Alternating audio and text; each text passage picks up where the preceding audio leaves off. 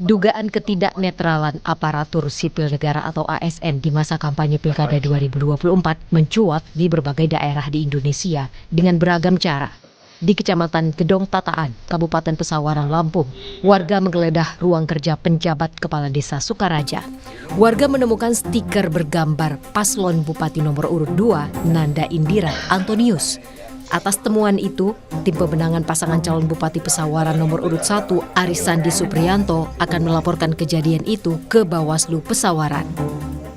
Itu ada stiker yang bergambar Nanda Indira sama Antonius yang kita temukan di dalam ruangan kerja Kepala Desa, ya kan, PJ Kepala Desa Sukaraja, dan di dalam laci meja kerja PJ Kepala Desa Sukaraja, Kecamatan Gedong Tataan.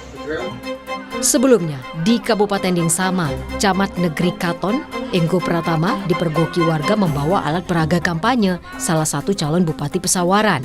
Sejumlah alat peraga kampanye ditemukan di dalam mobil miliknya. Saat akan dimintai keterangan oleh warga, Enggo malah bersembunyi di bawah meja ruang kerjanya. Enggo pun berdalih ia mengantuk sehingga tidur di bawah kolong meja kerjanya. Di bawah kursi, Pak. Namanya ngantuk. Tidur di bawah meja bisa 3 jam, Pak. Tidur, Pak. HP-nya jatuh. Itu memang mobil ini yang Bapak yang bawa, Pak? Pendek, Pak. Bukan. Nganternya kok pakai celana pendek, Pak. Ya, Pak. Tidur di bawah mejanya bisa sampai 3 jam ya, Bang ya? Tidur di atas kursi. Oh. Bapak nginep sini. Bapak nginep sini, Pak. Nginep di bawah kolong meja, Bang ya? Di Sukoharjo, Jawa Tengah, ditemukan adanya dugaan deklarasi dukungan dari Kepala Desa se-Jawa Tengah kepada pasangan Cagup-Cawagup Jateng Ahmad Lutfi Taj Yasin. Bawaslu Jawa Tengah masih menelusuri laporan dugaan adanya pelanggaran kampanye tersebut dan akan berkoordinasi dengan Bawaslu Sukoharjo mengenai lokasi di mana pertemuan itu berlangsung. Terhadap pasangan calon gubernur dan wakil gubernur, ya, Ahmad Lutfi dan Taj Yasin Maimun diduga melakukan kegiatan yang melibatkan kepala desa seluruh Jawa Tengah. Ya. Ini laporan sedang dalam penelusuran Bawaslu Kabupaten Sukoharjo. Ini masih dalam penelusuran sehingga kami tidak bisa menyimpulkan adanya dugaan pelanggaran terhadap pasangan calon ini. Menteri Pendayagunaan Aparatur Negara dan Reformasi Birokrasi Abdullah Azwar Anas menegaskan bahwa aparatur sipil negara atau ASN yang gagal menjaga netralitas selama Pilkada 2024 akan menghadapi sanksi mulai dari teguran hingga tindak pidana. Jadi kita telah menandatangani SKB bersama ya dengan Bawaslu, KPU, kemudian juga dengan Kemendagri dan juga kementerian yang lain bahwa terkait dengan netralitas ASN ini aturan dan ketentuannya sudah amat sangat jelas. Sehingga mereka yang melanggar mulai sanksi paling ringan berupa teguran, sanksi administratif termasuk sanksi pidana. Netralitas ASN selalu menjadi masalah klasik dalam setiap gelaran pilkada ataupun pilpres. Padahal aturannya sudah jelas, pelanggar terancam sanksi disiplin hingga pidana. Tim Liputan Kompas TV. Dugaan ketidaknetralan aparatur sipil negara atau ASN di masa kampanye Pilkada 2024 mencuat di berbagai daerah di Indonesia. Padahal sanksi teguran hingga tindak pidana mengancam mereka. Akankah netralitas ASN di Pilkada 2024 hanya sebatas jargon? Akan kita bahas bersama Dewan Pembina Perludem, Titi Anggraini. Selamat sore Mbak Titi, sehat selalu Mbak. Selamat sore Mas Ihsan, salam sehat buat kita semua. Mbak, kalau kita lihat kan masalah tidak netralnya ASN ini klasik ya, sudah terjadi beberapa kali gitu di Pilpres lalu dan di Pilpres sebelumnya atau pemilu sebelumnya juga terjadi. Apakah bisa kita katakan sekarang ini netralitas ASN itu hanya jargon? Iya, netralitas aparatur sipil negara memang jadi momok di setiap pilkada.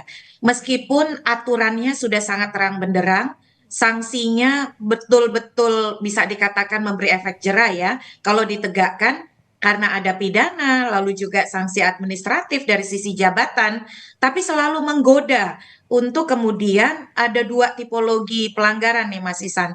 Satu sisi ada politisasi terhadap aparatur sipil negara, tapi di sisi lain juga ada aparatur sipil negara yang aktif berpolitik praktis. Nah, masing-masing ini punya motifnya sendiri. Kalau yang mempolitisasi aparatur sipil negara tentu saja tujuannya adalah kemenangan. Bagaimana mereka bisa menjadi pendulang suara bukan hanya karena mereka punya hak pilih, tapi juga karena pengaruhnya.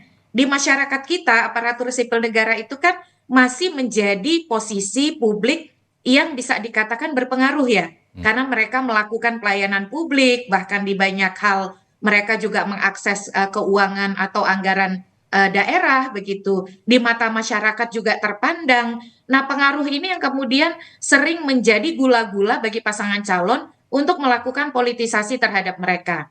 Atau yang kedua, aktif berpolitik praktis. Jadi di sejumlah daerah ditemui juga aparatur sipil negara yang memang aktif berpolitik praktis dengan motif satu mengamankan jabatan mereka karena pejabat pembina kepegawaian itu adalah pejabat politik, yaitu gubernur, bupati, wali kota. Dengan harapan kalau mereka ikut berkeringat memenangkan si pasangan calon yang dia dukung dan pasangan calonnya menang, maka dia akan mendapatkan promosi jabatan. Nah, ini betul-betul buah si malakama ini.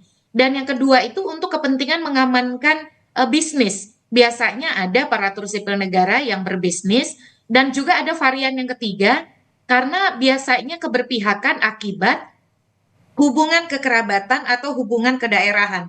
Percaya atau tidak, asal dari satu daerah, satu suku atau bahkan satu komunitas itu bisa membuat aparatur sipil negara tidak netral. Bahkan ada yang tidak netral hanya karena satu ormas atau satu alumni perguruan tinggi. Nah, ini yang ujung-ujungnya memang menjadi pekerjaan berat bagi kita karena pada akhirnya boleh disimpulkan hal ini terjadi karena reformasi birokrasi kita yang tidak tuntas. Birokrasi atau aparatur sipil negara kita yang belum sepenuhnya menerapkan merit system atau kultur reformis dalam kerja-kerjanya. Dan ini akan bisa makin parah kalau di daerah tidak ada media yang memberikan atensi ataupun pengawasan atau peliputan terkait netralitas aparatur sipil negara, Mas Ihsan. Oke, Mbak Titi, kalau memang aturannya sudah jelas harus netral dan ada sanksinya, menurut Anda penerapannya selama ini tidak ada? Iya, penerapannya ada, tapi tidak bisa maksimal. Karena tadi ya, jumlah aparatur sipil negaranya juga besar, banyak. Yang kedua, peserta pemilihan atau tim pemenangan, tim kampanye juga tergoda untuk melakukan politisasi aparatur sipil negara. Bukan hanya karena mereka punya suara, tetapi mendapatkan pengaruh dan juga menyebarkan pengaruh melalui jabatan yang dimiliki oleh si ASN. Karena dia tidak berhenti, Mas Ihsan, hanya pada diri si ASN, tapi melalui pengaruh ASN, melalui kewenangannya, lalu juga akses kepada anggaran, itu kan terkapitalisasi begitu. Sebagai contoh, di pasal 71 ayat 1 itu sangat jelas disebut aparatur sipil negara tidak boleh berpihak. Bahkan pasangan calon yang melakukan politisasi itu ada ancaman pidananya. Terhadap aparatur sipil negara yang berpihak, ancaman pidananya minimal 1 bulan, maksimal 6 bulan, dan denda 600.000, maksimal 6 juta. Tapi itu juga nanti akan terkena ketentuan disiplin dari Undang-Undang Aparatur Sipil Negara. Tetapi selama ini sering ada penegakan yang tidak efektif karena kenapa? Karena sanksi itu dijatuhkan oleh pejabat pembina kepegawaian. Siapa pejabat pembina kepegawaiannya? Iya, pejabat politik juga begitu ya. Gubernur, bupati, wali kota. Dari dulu sudah jadi isu ini. Sebaiknya pejabat pembina kepegawaian bukan pejabat atau jabatan politik. Nah, apalagi nih Mas Ihsan untuk 2024 alarmnya makin keras bunyinya akibat Komisi Aparatur Sipil Negara kan dibubarkan. Kalau dulu Komisi Aparatur Sipil Negara relatif bisa sigap di dalam bekerja sama dengan Bawaslu di dalam mengawasi netralitas aparatur sipil negara. 2020 pilkada di masa pandemi ada 73 putusan pengadilan inkrah yang menghukum aparatur sipil negara yang tidak netral. Mestinya ini kan jadi pembelajaran.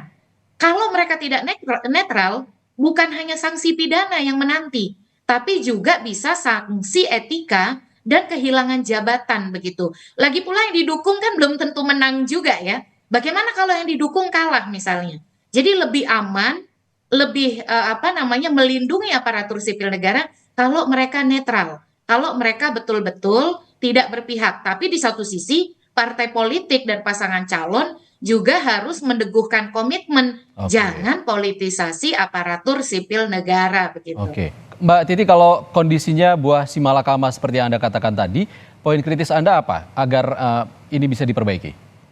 Ya, saya kira ini kan agenda politik kolosal pertama ya di era nanti pemerintahan baru. Tentu saja menurut saya tadi Menpan RB sudah mengatakan ada sejumlah langkah, tapi langkah itu memang betul-betul harus dikawal. Apalagi tidak ada Komisi Aparatur Sipil Negara. Menurut saya Bawaslu, Komisi Aparatur Sipil Negara, Kementerian Kemenpan RB ya, karena Komisi Aparatur Sipil Negara sudah dibubarkan. Bagaimana Menpan RB bekerja dengan kementerian lembaga lain yang berwenang, yaitu Kementerian Dalam Negeri, Badan Kepegawaian Negara, dan juga Badan Kepegawaian Daerah, itu betul-betul tegas. Satu, membuka posko pengaduan yang efektif responsif di dalam merespon adanya dugaan ketidaknetralan. Yang kedua, sesama pasangan calon benar-benar harus saling mengawasi. Lalu yang ketiga, Bawaslu. Bawaslu juga harus tegas di dalam merespon tindak lanjut adanya dugaan ketidaknetralan aparatur sipil negara. Dan yang terakhir, sesama ASN mestinya saling mengontrol, mengingatkan, mengontrol, dan berani melaporkan kalau ada kolega yang berpihak. Nah, seperti yang tadi kan, kalau tadi kita lihat itu Bapak Camat yang bersembunyi di bawah meja, itu kan ada karena warga curiga, karena pasangan calon mengawasi. Jadi kalau semua pihak terlibat, mudah-mudahan ini menjadi alarm dan warning bahwa ASN itu tidak bisa berpihak, dan kalau sampai berpihak akan ada tindakan yang tegas dari otoritas yang berwenang. Nah itu dia Mbak Titi, kalau dari dulu kan kita tahu ini ditelusuri terus oleh Bawaslu, juga dilaporkan juga oleh paslon lawan juga melaporkan seperti itu, tapi tidak ada ujungnya gitu Mbak. Ya karena ini tadi saya sudah sampaikan Mas Isan ya, kita punya problem dengan mentalitas birokrasi kita, terutama jangan lupa ini kita bicara lingkup kompetisi di daerah yang benturan atau lingkup kepentingannya itu sangat dekat. Alasan kenapa ASN tidak netral berdasarkan survei Komisi Aparatur Sipil Negara tahun 2020 itu disebabkan oleh hubungan kekerabatan yang pertama. Yang kedua adalah karena ingin promosi karir. Jadi selama mentalitas ini masih ada di aparatur sipil negara kita, maka potensi ASN yang tidak netral atau ASN yang dipolitisir itu akan selalu ada. Jadi pembenahannya harus holistik. Pembenahannya dari mulai reformasi birokrasi dan sistem merit yang betul-betul harus ditegakkan oleh Menpan RB, Kementerian Dalam Negeri, dan Badan Kepegawaian kita, lalu bekerjanya inspektorat di setiap pemerintah daerah, dan yang ketiga masyarakat yang jangan lagi mentolerir ASN untuk berpihak. Selama ini masyarakat takut karena biasanya kalau misalnya mengkritisi atau melaporkan, itu akan berdampak pada hak mereka untuk mendapatkan pelayanan publik. Nah, kalau ini terbiarkan, kita tidak usah bermimpi akan mendapatkan kompetisi yang jurdil ya. Jadi memang ini persoalan laten yang merupakan implikasi dari persoalan hulu, yaitu reformasi birokrasi kita yang belum sepenuhnya tuntas di dalam melahirkan ASN yang netral dan profesional, Mas Isan. Oke, terakhir Mbak Titi, mungkin bisa dipertegas lagi sebenarnya apa sih yang tidak boleh dilakukan ASN selama pilkada nanti?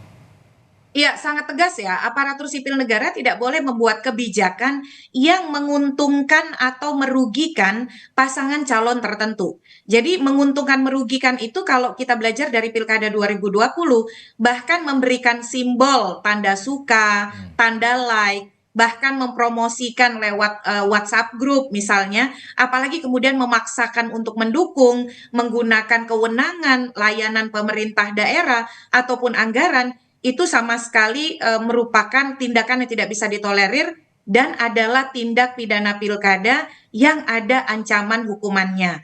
Lalu bagi pasangan calon yang mempolitisasi aparatur sipil negara, itu bahkan ancaman hukumannya bisa didiskualifikasi sebagai pasangan calon, Mas Isan. Baik, perlu diingat juga oleh ASN yang didukung juga belum tentu menang, Mbak Titi ya. Terima kasih Titi Anggraini, Dewan Pembina Perludem, sudah berbagi pandangan bersama kami di Rumah Pilkada. Terima kasih, Mbak.